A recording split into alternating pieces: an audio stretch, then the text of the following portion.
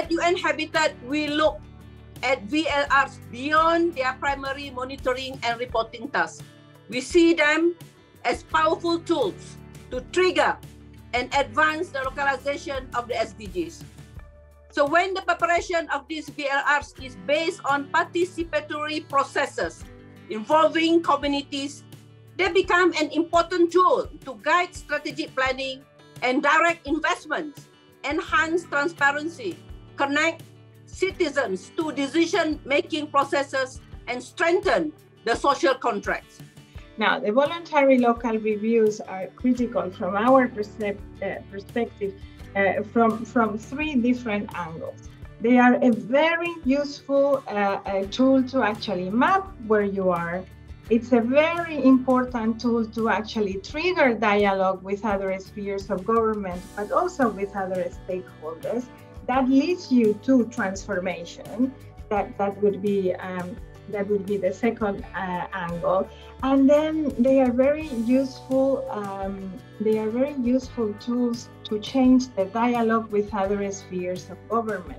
The value of a voluntary local review is in the process also, not just in the product, because in the process we are allowed to, local administrations, we are allowed to further reinforce the links with stakeholders, with civil society organizations, private companies, academia, among others. VLRs are also central to leaving no one behind. That's the agenda we want to pursue. Then we need to see the nuance, we need to see the differentiation, we need to see the spatial disaggregation. We cannot hide behind averages that are often presented in national reports. The VLR, as you know, is more than a report. It is also a process of deep engagement with stakeholders. And as a city, going through the VLR allowed us to understand the important lessons that we then included in an updated strategic plan. In order to realize a society which leaves no one behind, we need to spread SDGs widely throughout the country.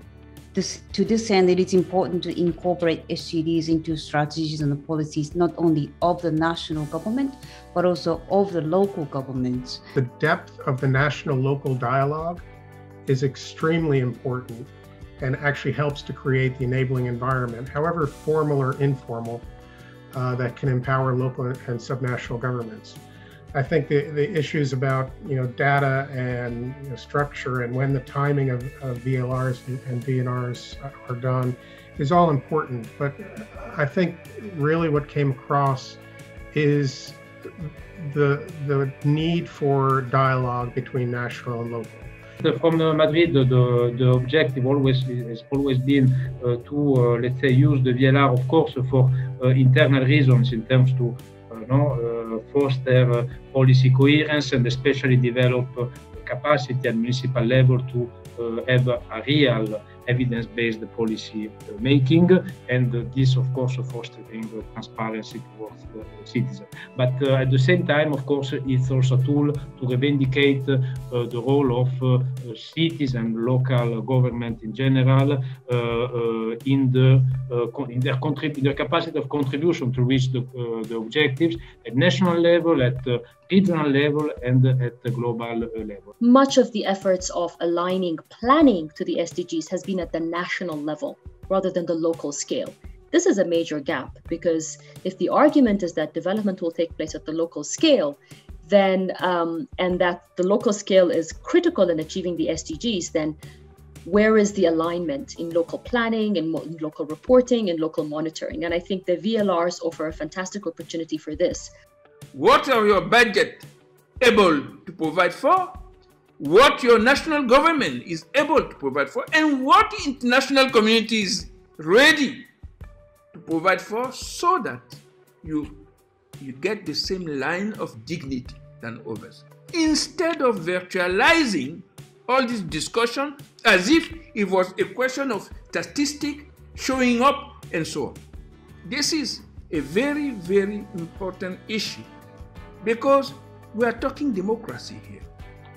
We are talking confidence to public policies. We are talking building trust between the people and the decision makers.